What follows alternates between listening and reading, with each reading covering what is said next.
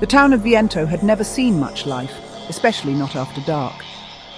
Situated in the vast, empty desert, it was a place where time seemed to lose all meaning, where the air tasted of dust, and the silence was only broken by the occasional rustle of wind between the sun-bleached buildings. As midnight approached, the heat of the day faded, and the town became a hollow echo of itself. Michael had been driving for hours, the road stretching endlessly before him. He wasn't from here. In fact, he wasn't from anywhere close. He was just passing through, caught in the monotony of a long, solitary road trip. His eyes were heavy, his mind wandering in a haze of exhaustion when he noticed the cemetery. It sat at the edge of the town, a dark outline against the sky. The wrought iron gates, rusted and crooked, creaked in the wind, as though beckoning him inside. He slowed his car to a stop, curiosity gnawing at him. It wasn't uncommon for small towns to have cemeteries in the most isolated places, but something about this one seemed off. The moon hung low, casting a cold light over the rows of graves, their weathered stones jutting from the earth like jagged teeth. There was no sign of life in the cemetery, no sign of movement, but Michael couldn't shake the feeling that something was there, something waiting. He sat there for a moment, staring at the gates. A shiver crawled up his spine, and then he saw her. A figure standing among the graves. She was impossibly beautiful, her long dark hair flowing in the wind, her skin pale as porcelain under the moonlight. She was dressed in a white bridal gown, the fabric flowing like a river of silk around her delicate frame. Her eyes, wide and unblinking, seemed to stare straight through him, as though she could see into his soul. Her lips parted, but no sound escaped. Michael's heart raced. He was far from naive, but there was something about this girl, something that made the air feel thick, suffocating. He told himself it was just his tired mind playing tricks on him, that it was just a woman who had gotten lost in the night, maybe someone preparing for a late-night wedding shoot. But the longer he stared at her, the more he felt a cold dread creeping up on him. Without thinking, he got out of the car, his feet carrying him toward the cemetery gates. The girl, the bride, was still there, standing motionless as if frozen in time. The wind howled louder, carrying a strange whisper, a sound that seemed almost like words, but no language he could understand. As he stepped closer to the entrance, a sudden, overpowering feeling of being watched gripped him. His skin prickled, his breath shallow. It's just a girl in a wedding dress. Nothing more, he thought, but the words felt hollow.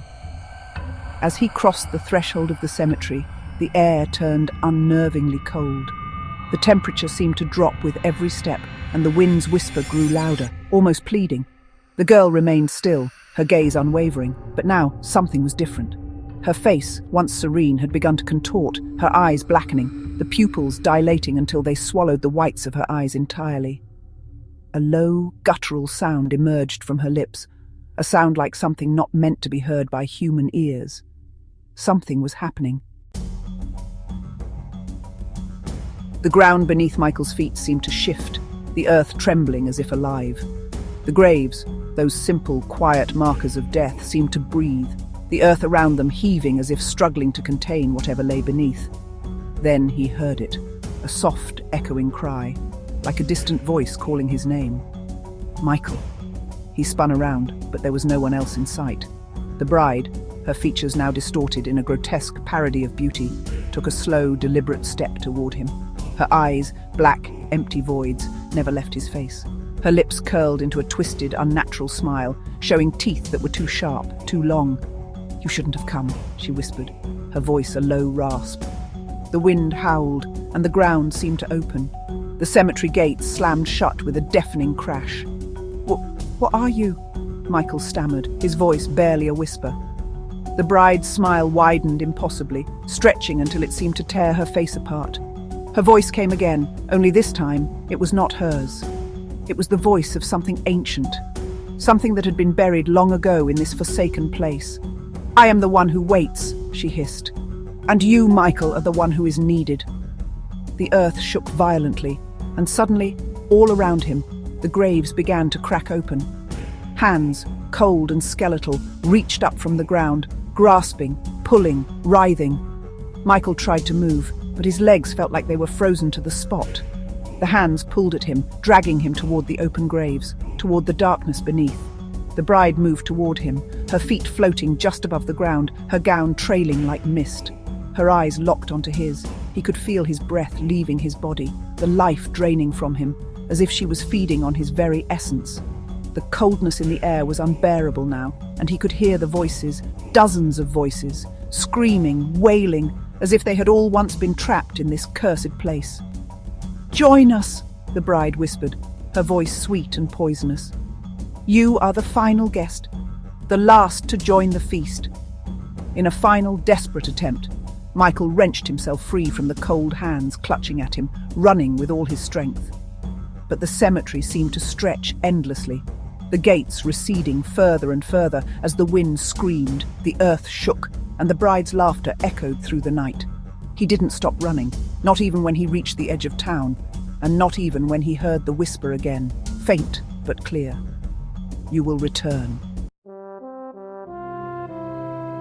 The next morning, Viento was as quiet as ever, but the town had a new grave, one freshly dug, the dirt still loose and unsettled.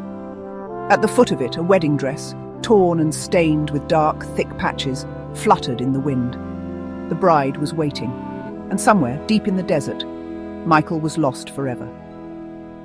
Subscribe to Terror Tales, hit the bell for more stories and share our channel. Thank you for watching.